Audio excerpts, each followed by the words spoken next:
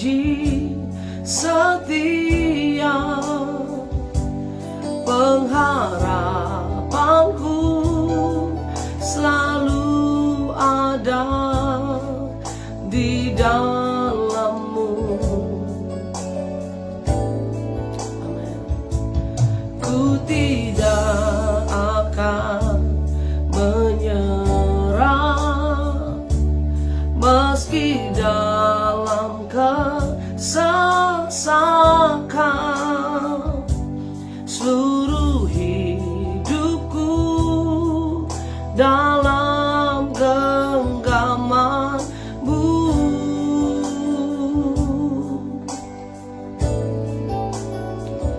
Aku punya Tuhan yang besar, yang telah berjanji dan sanggup menggenapi.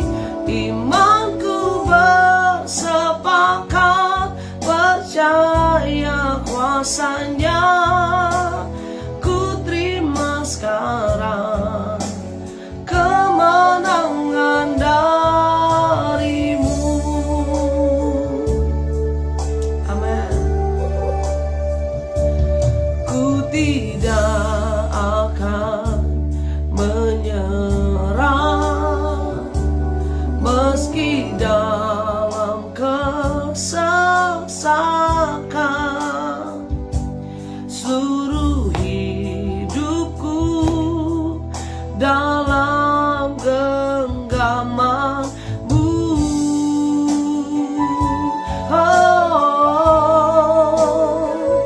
Aku punya Tuhan yang besar, yang telah berjanji dan sanggup menggenapi. Imanku bersepakat percaya kuasa-Nya.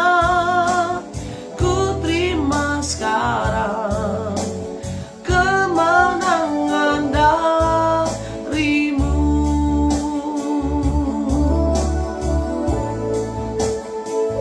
Aku punya Tuhan yang besar, yang telah berjanji dan sanggup menggenapi. Imanku bersepakat percaya kuasa-Nya. Ku terima sekarang kemenangan. Ku terima sekarang pemulihan. Ku terima sekarang kesembuhan. Ku terima sekarang kemenangan dari-Mu. Haleluya, haleluya. Ini sembah kami Tuhan, ini pujian kami. Ku terima kemenangan dari Tuhan. Terima kasih Yesus. Ku terima kemenangan yang datang daripada-Mu Tuhan. Karena aku tahu aku punya Tuhan yang besar, Tuhan yang berjanji, dan Tuhan yang pasti menggenapi. Terima kasih Bapa, kembali hari ini kami mau buka hati kami merenungkan firman-Mu, dan kami percaya Tuhan ada berkat yang besar yang Tuhan siapkan untuk kami boleh berjalan dalam rencana Tuhan sepanjang hari ini. Di dalam nama Tuhan Yesus kami berdoa, amin. Haleluya, haleluya. Shalom saudaraku, puji Tuhan. Selamat pagi, selamat kita ada dalam morning devotion. Kita kembali merenungkan firman Tuhan 1 Samuel pasal ke-17. 1 Samuel 17 ayat 45.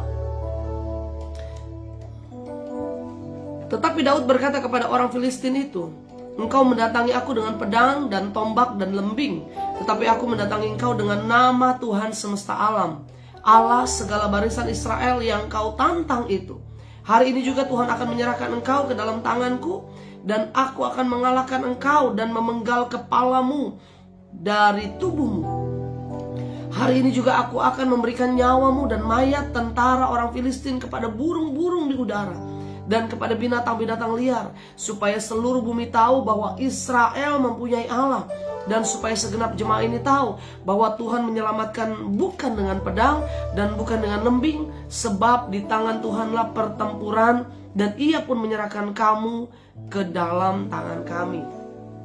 Saudara, kemarin kita belajar tentang Daud, makanya kita sambung hari ini tentang Daud kembali. Kalau kemarin bicara tentang Daud berkenan di hatinya Tuhan. Kenapa Daud berkenan di hatinya Tuhan? Dia punya karakter yang luar biasa. Ada 3 karakter yang kemarin kita belajar, ya kan? Nah, kalau saudara mau tahu, boleh lihat Morning Devotion yang kemarin, sudah ada ringkasannya di situ. Kakak Elsa sudah menulisnya, ya kan? Dan hari ini kita mau belajar Daud adalah pribadi yang luar biasa. Dia disebut Tuhan berkenan di hatinya Tuhan. Tetapi juga kita gak boleh lupa ada satu kisah, yaitu Daud dengan Goliat. Bahkan dari sejak kita anak-anak kita mendengar kisah ini bukan dongeng, ini bukan fiktif, ini bukan cerita hayalan, tetapi ini adalah kisah nyata yang juga tertulis dalam firman Tuhan dalam Alkitab. 1 Samuel pasal 17 ini menceritakan secara lengkap bagaimana Daud berperang atau Daud mengalahkan Goliat. Saudara yang dikasihi Tuhan, bagaimana kisah ini kita boleh belajar bahwa Daud itu anak kecil saat itu. Kita tahu waktu Daud dipilih jadi raja, semua orang gak percaya, saudara. Bahkan papanya juga gak yakin dia bisa. Nah, apa yang terjadi waktu kakak-kakaknya pun dalam peperangan, waktu kakak-kakaknya dalam pertempuran, Daud menghampiri hanya untuk menengok kakak-kakaknya karena disuruh oleh papanya. Kakaknya marah semua. Ngapain kamu di sini? Artinya tidak pantas Daud ada di situ. Secara fisik pun tidak. Artinya apa? Dalam berperang Daud dianggap nggak mungkin menang. Daud tidak diperhitungkan dalam peperangan itu. Saudara, hari-hari kita, setiap hari kita dari bangun pagi sampai malam hari, kita selalu menghadapi peperangan. Mungkin saudara tidak menghadapi secara fisik Daud yang besar, Goliat yang besar, atau raksasa yang besar. Tetapi raksasa-raksasa yang kita jumpai setiap hari bisa berupa macam-macam, saudara. Bisa berupa penyakit kita, bisa berupa hutang-hutang kita, bisa berupa masalah dengan suami atau istri kita, bisa berupa pekerjaan atau usaha kita yang gagal hari-hari ini. Apapun Goliat yang sedang kau hadapi hari-hari ini, itu juga adalah raksasa yang besar yang Tuhan izinkan ada dalam kehidupanmu. Jangan kita bilang, wah raksasanya yang ini lain, Bu, ya kan? Raksasanya mungkin tidak sebesar Goliat, tetapi mengganggu pikiran kita sangat luar biasa. Tapi saya mau katakan hari ini, sebesar apapun raksasa kita, sebesar apapun masalah yang sedang kita hadapi, kita bisa hadapi seperti Daud hadapi Goliat. Mungkin hari ini kau sedang menghadapi hutang yang besar, menghadapi tagihan-tagihan yang deadline-nya mungkin hari-hari ke depan, hari-hari ini, saudara. Tetapi, ataupun juga mungkin masalah atau raksasa di depan kita, ada masa lalu yang ngintip. Kamu gak layak melayani Tuhan, kamu gak layak ada di mimbar. Raksasa-raksasa kita itu sering ngikutin kita. Atau mungkin raksasa kita ada di depan kita tentang masa depan kita. Kamu gak mungkin berhasil. Kamu siapa? Kamu cuma lulusan SMP atau SMA. Susah kamu untuk berhasil. Tapi saya mau bilang hari ini, raksasa sebesar apapun di depan kita, Goliat setegak apapun di depan kita, kita masih punya Tuhan yang besar. Yang setuju katakan amin. Seperti pujian tadi dari Sari Simorangkir, aku punya Tuhan yang besar. Dia lebih besar daripada Goliat kita hari ini. Dia lebih besar dari penyakit kita hari ini. Bahkan dia lebih besar dari tantangan dan masalah yang sedang kita hadapi hari ini. Nah, kita mau belajar dari Goliat, dari Daud. Seperti Daud, kita bisa hadapi raksasa kita. Kalaupun mungkin kita ngerasa saya bukan orang kuat, saya bukan orang yang terbiasa menghadapi raksasa-raksasa seperti ini. Saya mungkin orang yang lemah, saya orang yang tidak diperhitungkan, saya sering jatuh, saya sering lemah, saya sering goyah. Mungkin ada banyak saudara mengungkapkan ini sama Tuhan. Tetapi hari ini lewat firman Tuhan, lewat Morning Devotion, saya mau bilang kita tetap punya Tuhan yang besar. Goliat itu siapa, saudara? Goliat itu 1 Samuel 17 ini juga menceritakan, kalau saudara nanti baca satu pasal ini, dia pendekar orang Filistin Dia keturunan raksasa dari Gad, tingginya hampir 3 meter, 2,97 meter. Pakaiannya baju zirah bersisik, berat saudara, pakaian aja berat. Dia bawa senjata, ada ketopong, dia bawa lembing, tombak, tembaga. Kemudian dia bawa ketopong, tembaga, penutup kaki yang berat. Dia bawa semua peralatan perang, dia siap untuk berperang. Kemudian dia bawa perisai, dia bawa pedang. Dia seorang prajurit, bukan hanya saat itu dia jadi prajurit, tapi sejak muda, artinya dia sudah terlatih jadi prajurit. Saudara, kalau kita bandingkan dengan Daud, siapa Daud? Daud anak bungsu dari Isai. Dia seorang gembala biasa, anak dari Bethlehem. Kemudian dia gembala domba. Pakaiannya apa saudara? Kalau dibanding dengan Goliat nggak ada apa-apanya. Pakaiannya dia tidak bisa menggunakan pakaian perang. Waktu dia lapor sama Raja Saul tadinya bilang nggak mungkin kamu menang, nggak mungkin kamu bisa bertanding atau melawan dengan Goliat. Dia raksasa, dia besar, dia hebat, dia prajurit, dia biasa berperang. Kamu siapa? Tetapi Daud bilang apa? Saya biasa menghadapi singa, saya biasa menghadapi binatang buas waktu saya mengembalakan domba. Begitu yakinnya Daud. Pakaiannya apa? Saul coba tawarin, oke, kamu mau maju, ini ada pakaian seperangkat, pakaian perang kamu pakai ini. Waktu Daud pakai, saudara, kedodoran, nggak bisa Daud pakai. Dan akhirnya Daud bilang, saya nggak bisa pakai ini, saya mau berperang dengan apa yang saya punya. Dia seorang gembala pakaian yang gak bisa berjalan dengan baju perang. Dia tanggalkan itu, dia tinggalkan itu. Bahkan senjatanya, dia bawa senjata bukan pedang, bukan tombak, bukan lembing. Dia cuma bawa senjata 2, yaitu tongkat kayu biasa dia halau binatang-binatang buas yang coba mau ganggu domba-domba, kambing dombanya. Dan yang kedua dia bawa umpan, saudara, dia bawa umpan. Dia bawa 5 batu licin yang dia siapkan. Biasa mungkin dia biasa main sepletan, kan anak kecil saudara ya. Tetapi itu yang dia bawa. Dia nggak punya senjata hebat lainnya, dia nggak punya peralatan perang lainnya. Tetapi dengan modal itu dia maju, dia hadapi Goliat dengan percaya diri. Nah saudara, kita mau belajar hari ini, kenapa Daud lebih berani daripada orang Israel lain? Apa yang membuat Daud berani menghadapi Goliat? Hari itu Goliat bilang apa? Ayo maju 1 lawan 1, kita perang. Yang menang, dia juga pasukan di belakangnya menang. Jadi Goliat menantang orang Israel. Dia membawa nama orang Filistin. Kalau Goliat menang berperang dengan 1 orang Filistin akan menang dan Israel kalah. Begitu juga kalau Israel salah satu maju, dia menang, mereka menang bersama dengan satu bangsa Israel, dan Goliat bersama dengan orang Filistin kalah. Begitu saudara. Jadi 1 lawan 1 mewakili bangsa. Dan apa yang terjadi? Kalau kita bandingkan 2 orang ini secara tertulis, tidak mungkin Daud menang. Tetapi ini dia, kenapa Daud bisa menang? Apa kunci kemenangan Daud? Kita belajar yang pertama. Daud bisa menang karena Daud mengenal Allahnya secara pribadi. Daud tahu bahwa sumber kemenangannya bukan peralatan perang. Daud tahu sumber kemenangannya bukannya pedang, tombak, dan lembing, bahkan baju perangnya. Dia tahu bahwa sumber kemenangannya adalah Allah yang dia kenal secara pribadi. Daud bukan hanya tahu, oh iya saya punya Allah. Dia bukan hanya tahu bangsa Israel punya Allah yang besar. Daud bukan hanya tahu, tetapi Daud mengenal Allahnya secara pribadi. Kalau kita kenal secara pribadi, misalnya kita kenal pejabat saudara, kita tahu pribadi, kita pernah kenal secara dekat, kita akan percaya diri, saya tahu dia, saya kenal dia. Bukan hanya kita kenal Jokowi, kita kenal saudara. Tetapi apakah kita kenal secara pribadi? Waktu kita kenal orang yang kita bisa andalkan secara pribadi, kita akan semangat, kita akan kuat, kita akan yakin bahwa gampang, saya pasti menang. Nah inilah kunci kemenangan Daud. Karena Daud kenal Allahnya secara pribadi, maka dia tahu bahwa Allahnya gak akan biarkan dia berperang sendiri. Allahnya gak akan biarkan dia berperang tanpa kekuatan Allah, tanpa kekuatan surgawi. Karena dia tahu Daud mengenal Allah secara pribadi. Saudara, orang yang mengenal Tuhan, dia punya keyakinan besar untuk mengandalkan Tuhan. Dia punya hasrat, dia punya kerinduan, keinginan yang besar untuk selalu memuliakan Tuhan. Hari-harinya Daud dalam mengembalakan domba, dia selalu isi dengan pujian. Dia tahu bahwa Bapaknya yang baik, Allah itu, yang selalu ada bersama dia. Dia selalu memuji Tuhan dalam setiap hari-harinya. Tuhan adalah gembalaku, takkan kekurangan aku. Dia tahu dan dia kenal dengan dekat. Dia punya hubungan yang erat dengan Bapaknya, dengan Tuhan. Nah, saudara, hari ini kalau kita sedang hadapi raksasa-raksasa, ayo belajar dengan Daud.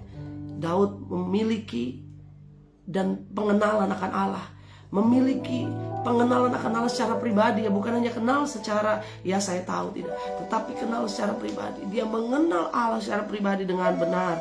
Nah, saudara yang dikasihi Tuhan, mengenal Allah secara mendalam, kita jadi yakin, kita percaya janji-janjinya, kita percaya firman-Nya, kita percaya kuasanya. Ketika kita mengenal secara pribadi, kita tahu siapa Allah yang kita sembah. Yang kedua, kunci kemenangan Daud adalah Daud lebih memusatkan perhatiannya kepada Allah dibanding kepada raksasa. Kita baca di ayat yang ke-26 begini. Lalu berkatalah Daud kepada orang yang berdiri dekatnya, apakah yang dilakukan kepada orang yang mengalahkan orang Filistin ini dan yang menghindarkan cemooh dari Israel? Siapakah orang Filistin yang tak bersunat ini sampai ia berani mencemoohkan barisan daripada Allah yang hidup? Saudara, dia bahkan tidak menganggap bahwa Goliat itu besar.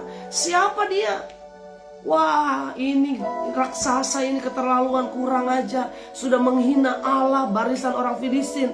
Saudara dikasih Tuhan, bahwa Daud lebih percaya kepada Allahnya, lebih memusatkan perhatiannya tentang Allahnya. Di ayat yang ke-34 berkata begini, tetapi Daud berkata kepada Saul, hambamu ini biasa mengembalakan kambing domba ayahnya. Apabila datang singa atau beruang yang menerkam seekor domba dari kawanannya, maka aku mengejarnya, menghajarnya, melepaskan domba itu dari mulutnya.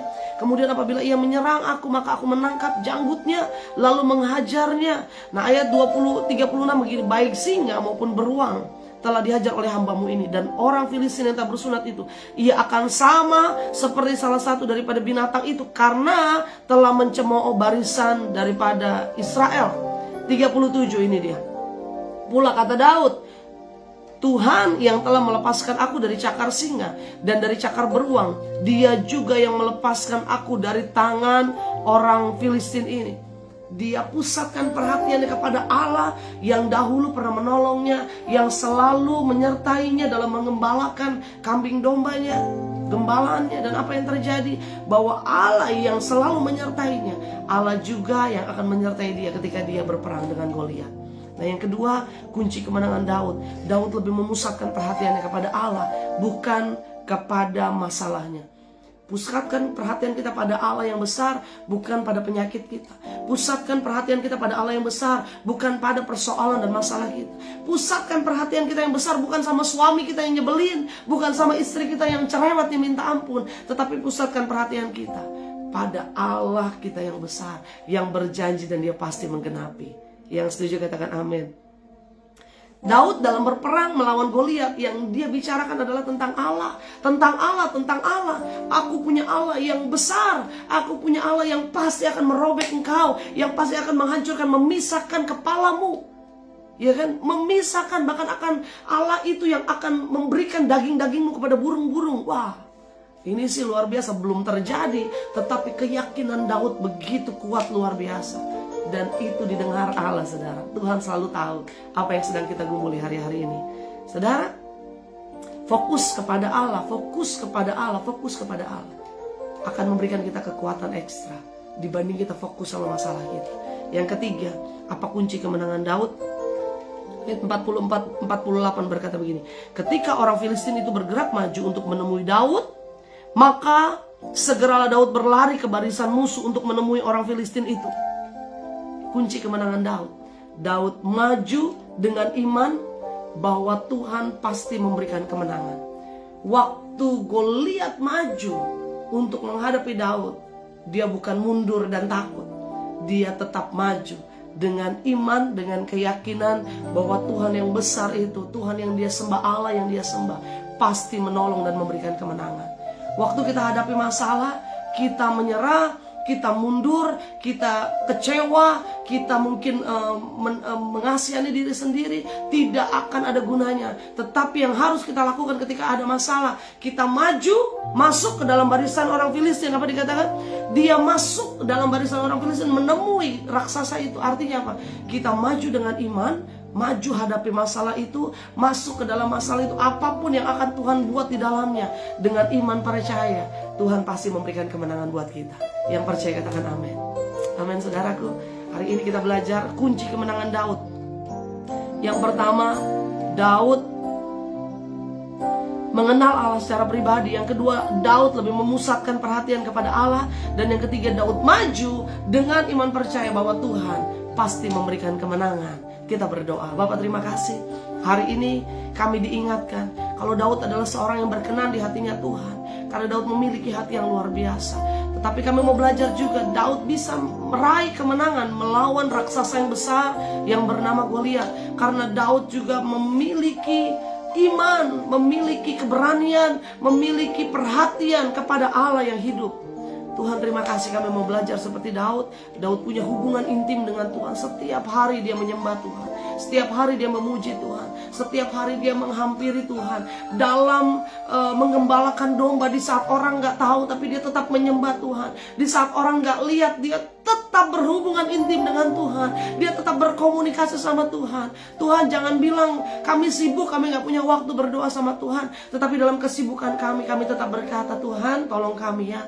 Tuhan jaga kami ya. Tuhan pimpin langkah kami dalam mengambil keputusan, dalam pekerjaan usaha kami tetap mengutamakan Tuhan segala-galanya. Bapak, ajar kami juga Tuhan, untuk kami tetap memusatkan perhatian kami lebih kepada Tuhan kami, lebih kepada Allah kami dibanding kepada masalah kami. Karena kami percaya sebesar apapun masalah yang sedang dihadapi oleh anak-anakmu hari ini, tetap kami punya Tuhan yang terlebih besar. Tuhan Yesus terima kasih. Dan biar kami mau tetap maju, kami mau tetap maju hadapi setiap peperangan, hadapi setiap masalah dengan iman, dengan keyakinan bahwa Tuhan kami pasti memberikan kemenangan. Berkati setiap anak-anakmu sepanjang hari ini Bapa, dalam kehidupan kami, dalam pekerjaan kami, dalam rumah tangga kami, dalam usaha kami. Semua usaha anak-anakmu diberkati sepanjang hari ini. Yang sakit Tuhan sembuhkan, yang lemah dikuatkan Tuhan, yang putus asa Tuhan berikan pengharapan. Di dalam Tuhan ada kemenangan. Di dalam nama Tuhan Yesus kami siap berjalan bersama Tuhan. Haleluya, haleluya. Amin, amin. Selamat berjalan dalam berkat Tuhan sepanjang hari ini. Tuhan Yesus memberkati. Haleluya.